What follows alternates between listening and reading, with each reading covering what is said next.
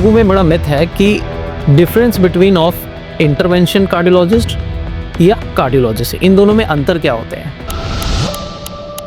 वो नॉर्मली जो है कंसल्टेशन करता है, चेकअप्स कर सकता है, जो हेल्थ के रिपोर्ट्स उनको रिव्यू कर सकता है, ईसीजी कर सकता है, ईसीजी को रीड कर सकता है, टीएमटी इको की रिपोर्ट्स कर सकता है, ह्यूमन स्ट्रेस को कर सकता है। तो नॉर्मली जितने नॉन इन्वेजिव टेस्ट होते हैं उनकी रिपोर्टिंग करना, उनको रिव्यू करना, उनको एक्सप्लेन करना पेशेंट को, साथ में कंसल्टेशन करना और हेल्थ पैकेजेस के बारे में बताना या हेल्थ कंडीशंस के बारे में बताना वो नॉर्मल काम है एक कार्डियोलॉजिस्ट का।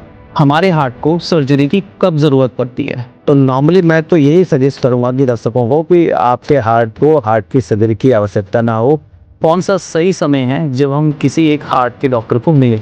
तो सही समय तो ये है, मैं फिर बताऊंगा कि जब आपको हार्ट की बीमारी ना हो तब दिखा लें। आजकल यंग जनरेशन काफ़ी ज़्यादा डाइवर्ट हो रहा है फास्ट फूड की तरफ। क्या फास्ट फूड खाना सही है? तो फास्ट फूड है, जंक फूड है, प्रोसेस्ड फूड है, ये आपकी हार्ट हेल्थ के लिए बहुत ख़राब है ना। अल्कोहल या स्मोक हमारे हार्ट को कितना बीमार कर सकता है? स्मोकिंग से क्या होता है, जो आपकी आर्टरीज हैं, खास करके जो हार्ट की आर्टरीज हैं, उनकी जो एपिथेलियल लाइनिंग होती है, जो अंदर की लाइनिंग होती है, उसके अंदर इन्फ्लेमेशन शुरू हो जाता है। क्या हर एक चेस्ट पेन हार्ट अटैक से रिलेट करता है? नमस्कार, स्वागत है आपका फिलिक्स हॉस्पिटल कार्डियोलॉजी पॉडकास्ट के अंदर। आज हम दिल से जुड़ी हुई सारी बातें करने वाले हैं। आज हमारे special guest doctor D K. Gupta, chairman of Felix hospital. Welcome doctor. नमस्कार। सो डॉक्टर, चलिए शुरू करते हैं। लोगों में बड़ा मिथ है कि difference between of intervention cardiologist या कार्डियोलॉजिस्ट, इन दोनों में अंतर क्या होते हैं? बिल्कुल सही सवाल है आपका।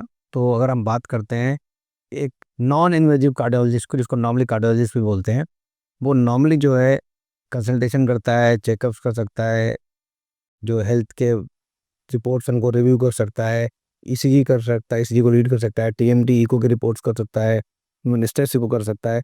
तो नॉर्मली जितने नॉन इन्वेजिव टेस्ट होते हैं उनकी रिपोर्टिंग करना, उनको रिव्यू करना, उनको एक्सप्लेन करना पेशेंट को, साथ में कंसल्टेशन करना और हेल्थ पैकेजेस के बारे में बताना या हेल्थी कंडीशंस के बारे में बताना वो नॉर्मल काम है एक कार्डियोलॉजिस्ट का।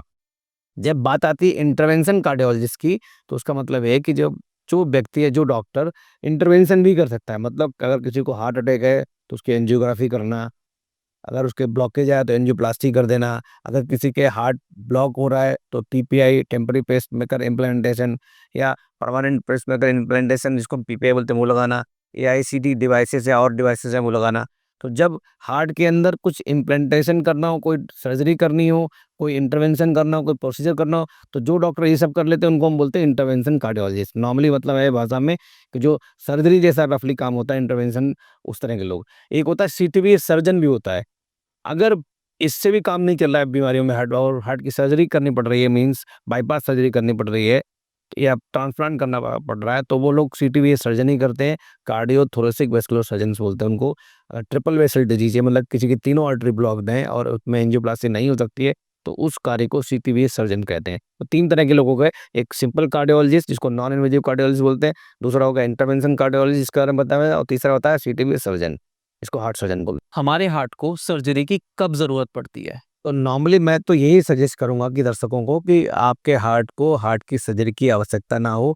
आजकल बहुत सारी चीज़ें आ गई हैं जिससे हम प्रिवेंशन कर सकते हैं, प्रिडिक्शन कर सकते हैं, इवन ट्रीटमेंट भी बहुत सारे इंटरवेंशनल ट्रीटमेंट आ गए हैं जिससे हार्ट की सर्जरी अवॉइड की जा सकती है। बट कुछ कंडीशन ऐसी हैं जिसमें आपकी हार्ट की सर्जरी को अवॉइड नहीं कर सकते। खास करके अगर किसी व्यक्ति को हार्ट अटैक हो रहा है या ईसीजी में फाइंडिंग आई है, इको में फाइंडिंग आ रही है और हमने जब एंजियोग्राफी करी तो उसको ट्रिपल वेसल डिजीज, मतलब तीनों आर्टरी ब्लॉक हुई हैं उस केसेस में, और स्टंटिंग पॉसिबल नहीं है, तो फिर हमें बाईपास सर्जरी करानी पड़ती है। नॉर्मली अगर एक या दो ब्लॉक है तो हम लोग नॉर्मली स्टंट डाल देते हैं, इवन कभी कभी ट्रिपल ब्लॉक में भी स्टंट डाले जा सकते हैं। बट कॉम्प्लिकेटेड केस में, ट्रिपल वेसल डिजीज में हम लोग हार्ट सर्जरी ही करते हैं, वही इसको बाईपास सर्जरी बोलते हैं, वही ऑप्शन है। इसके अतिरिक्त अगर हार्ट का ट्रांसप्लांटेशन कराना है तो आपको हार्ट की सर्जरी करनी पड़ेगी, या कोई बॉल्व रिप्लेस करना है, हार्ट का बॉल्व खराब हो गया है, तो भी आपको सर्जरी करनी पड़ेगी। तो इन कंडीशंस में आपको हार्ट की सर्जरी करनी पड़ती है। कौन सा सही समय है जब हम किसी एक हार्ट के डॉक्टर को मिले? तो सही समय तो ये है, मैं फिर बताऊँगा, कि जब आपको हार्ट की बीमारी ना हो तब दिखा लें। अपने बेसिक टेस्ट करा के, बेसिक इन्वेस्टिगेशंस करा के, अपने डॉक्टर को दिखा लें, सो दैट आपके डॉक्टर को आपकी बेसलाइन इन्वेस्टिगेशन पता लग जाए और आपकी हार्ट हेल्थ के बारे में पता लग जाए। नॉर्मली हमें बोलते हैं कि एक बेसलाइन टेस्ट और बेसलाइन कंसल्टेशन एडल्ट की अवस्था में 18 साल की उम्र के बाद कभी भी करा लेनी चाहिए, और 35 साल के बाद तो हर साल आपको हार्ट के हेल्थ का चेकअप कराना है, जिसमें सीबीसी है, एलएफटी है, केएफटी है, लिपिड प्रोफाइल है, ईसीजी है, इको है, टीएमटी है, ये सारे टेस्ट कराने चाहिए और अपने डॉक्टर को हर साल रिव्यू कराना चाहिए। अगर आप हाई रिस्क पे हैं या आपको ऑलरेडी कोई हार्ट डिजीज है, तो हो सकता है आपका डॉक्टर आपको 6 महीने पे भी बुलाए और चेक करे या टेस्ट कराए। तो डॉक्टर की सलाह अनुसार और आइडियली हर साल 35 साल की उम्र के बाद आपको दिखाना चाहिए। आजकल यंग जनरेशन काफ़ी ज़्यादा डाइवर्ट हो रहा है फास्ट फूड की तरफ। क्या फास्ट फूड खाना सही है? क्या फास्ट फूड हमारे हार्ट को खराब करता है या इतना खराब करता है कि हमें एक कार्डियोलॉजिस्ट की ज़रूरत पड़े? तो फास्ट फूड है, जंक फूड है, प्रोसेस्ड फूड है, ये आपकी हार्ट हेल्थ के लिए बहुत खराब है। मैं फिर बोलूँगा, fast food, junk food, processed food या शुगरी ड्रिंक्स, चौथा, ये सारे आपकी हार्ट हेल्थ के लिए खराब हैं। जब भी आप फास्ट फूड या प्रोसेस्ड फूड खाते हैं, तो बहुत सारा हाई कैलोरीज़ का इंटेक होता है, उसमें फैट एक्स्ट्रा होता है, ट्रांस फैट होता है, और उसकी वजह से आपकी बॉडी के अंदर जो बहुत सारी आर्टरीज़ हैं, उसके अंदर एथेरोस्क्लेरोसिस की जो प्रक्रिया है वो स्टार्ट हो जाती है, जिसकी वजह से वहाँ पे इन्फ्लेमेशन होता है और जो आर्टरी है वो ब्लॉक होने लगती है और हार्ट की आर्टरी भी ब्लॉक होने लगती है, तो हार्ट अटैक का खतरा बढ़ जाता है। तो जो लोग फास्ट फूड या प्रोसेस्ड फूड का कंजम्पशन ज़्यादा करते हैं, शुगर ड्रिंक्स ज़्यादा करते हैं, उनको diabetes, hypertension, even heart attack की संभावना कई गुना बढ़ जाती है। अल्कोहल या स्मोक हमारे हार्ट को कितना बीमार कर सकता है?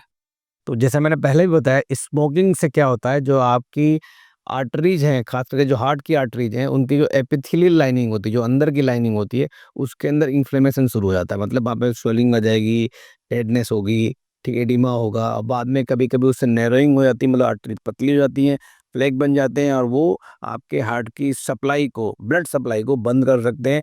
मतलब मायोकार्डियल इंफार्क्शन या हार्ट अटैक कर सकते हैं। अगर वो हार्ट अटैक चलता रहा, उस समय इलाज नहीं मिला, तो कार्डियक अरेस्ट और मौत भी कर सकते हैं। तो स्मोकिंग बहुत खतरनाक है, क्योंकि अल्कोहल भी कहीं न कहीं काफ़ी हद तक आपके हार्ट की हेल्थ को प्रभावित करता है, और इसके अलावा सब्सटेंस अब्यूज़, बहुत सारे ड्रग्स हैं, जो आपके हार्ट के लिए नुकसानदायक होते हैं, खासकर जो लोग ड्रग्स ले रहे होते हैं। तो इसलिए चाहे वो अल्कोहल हो या ड्रग्स हो, इवन स्मोकिंग, स्मोकिंग तो बहुत डेंजरस है। इनको सबको आपको तुरंत बंद कर देना चाहिए, और ये भी देखा गया है कि अगर आप 4 हफ्ते स्मोकिंग बंद करते हैं, तो आपके हार्ट हेल्थ में बहुत अधिक सुधार भी आता है। वेजिटेरियन डाइट या नॉन वेजिटेरियन डाइट वाले जो लोग हैं, उसमें से सबसे ज़्यादा किसको हार्ट अटैक का रिस्क रहता है? तो वेजिटेरियन और नॉन वेजिटेरियन डाइट्स का ऐसा कोई डायरेक्ट लिंक नहीं है हार्ट अटैक से, बट डेफिनेटली डाइट में आप क्या ले रहे हैं, आपकी थाली में क्या-क्या चीज़ें हैं, वो बहुत इंपॉर्टेंट है। अगर protein, fat, carbohydrate, minerals, other nutrients प्रचुर मात्रा में और बैलेंस मात्रा में है, मतलब जितनी आपकी बॉडी को रिक्वायरमेंट है, चाहे वो नॉन वेजिटेरियन हो या उससे भरपूर मिल रहे हैं आपको, तो हार्ट अटैक का रिस्क कोई नहीं होता है। अगर आपकी डाइट में हाई कैलोरी डाइट है, हाई फैट है, उसमें प्रोटीन बहुत हाई है, प्रोटीन बहुत कम है, और साथ में शुगरी ड्रिंक्स ले रहे हैं, जंक फूड ले रहे हैं, प्रोसेस्ड फूड ले रहे हैं, तो कहीं न कहीं आपके हार्ट को, हेल्थ को खराब करते हैं। और इसके अतिरिक्त अगर आप हाई कैलोरी डाइट ले रहे हैं और साथ में एक्सरसाइज नहीं कर रहे हैं, एक्टिविटीज नहीं कर रहे हैं, आपकी पर्सनालिटी सेडेंटरी है, मतलब वॉक नहीं कर रहे हैं, एक्सरसाइज नहीं कर रहे हैं, तो भी आपकी हार्ट हेल्थ को नुकसान पहुंचता है। कि क्या हर एक चेस्ट पेन हार्ट अटैक से रिलेट करता है? ये बहुत अहम सवाल है, मिलियन डॉलर क्वेश्चन इसको बोलूंगा मैं। क्या हर एक चेस्ट पेन हार्ट अटैक हो सकता है या उसको रिलेट करता है? तो इसका आंसर ये है, until and unless proved otherwise. जब तक ये प्रूव ना हो जाए कि हार्ट का दर्द नहीं है, तब तक हम उसको सस्पिशन से हार्ट का दर्द ही मानते हैं। मतलब मैं फिर बोलूँगा दोबारा, अगर आपके चेस्ट पेन हो रहा है, भारीपन हो रहा है, घबराहट हो रही है, कोई सा भी दर्द हो रहा है, लेफ्ट में, राइट में, जॉ में जा रहा है, नेक में जा रहा है, राइट साइड जा रहा है, लेफ्ट साइड जा रहा है, बैक में जा रहा है, जब तक ये प्रूव ना हो जाए टेस्ट से, क्लिनिकल डायग्नोसिस से और टेस्ट से, ईसीजी है, इको है, उससे प्रूव ना हो जाए कि हार्ट का दर्द नहीं है, तब तक उसको हार्ट का दर्द मान के ही हमें इलाज करना चाहिए, उसकी डायग्नोसिस की तरफ बढ़ना चाहिए। अदरवाइज रिस्क होके बहुत सारे लोगों की डेथ हो जाती है, इसी क्रम में हो जाती है कि वो लोग समझते हैं कि हार्ट का जो दर्द है, वो कहीं न कहीं गैस का दर्द है, हार्ट बर्न हो रहा है, और उसकी वजह से वो डॉक्टर के पास नहीं जाते हैं, पैन 40 खा लेते हैं, गैस की दवाएँ खा लेते हैं, ठंडा दूध पी लेंगे, रेस्ट कर लेंगे और डॉक्टर का वेट करेंगे, या जाने को अस्पताल को डिले करेंगे, उसकी वजह से बहुत सारे लोगों की डेथ हो जाती है। तो इसलिए मैं फिर बोलूँगा, until and unless proved otherwise any chest pain is heart का पेन है, जब तक वो डायग्नोस्टिक टेस्ट से कंफर्म ना हो जाए।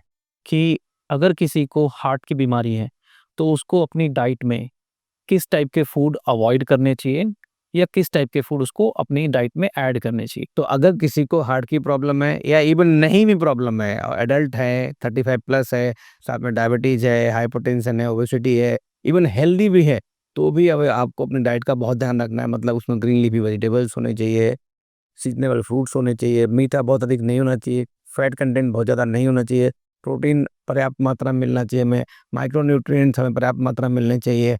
इसके अतिरिक्त diet small and frequent meals लेने चाहिए, शुगर हमें मेंटेन रखनी चाहिए। अगर हार्ट की प्रॉब्लम है और साथ में डायबिटीज़ भी है आपको, तो आपको शुगर कंट्रोल करना बहुत अधिक आवश्यक है। अगर आपको हार्ट की प्रॉब्लम है और हाइपरटेंशन है, मतलब हाई ब्लड प्रेशर भी है, तो भी आपको ब्लड प्रेशर भी कंट्रोल करना अति आवश्यक है, अदरवाइज़ हार्ट अटैक की संभावना बढ़ जाती है। हमें एडेड सॉल्ट नहीं लेना है, ऐसी चीज़ें नहीं खानी जिनमें नमक बहुत अधिक होता है, जैसे पापड़ है, चिप्स हैं या अचार है।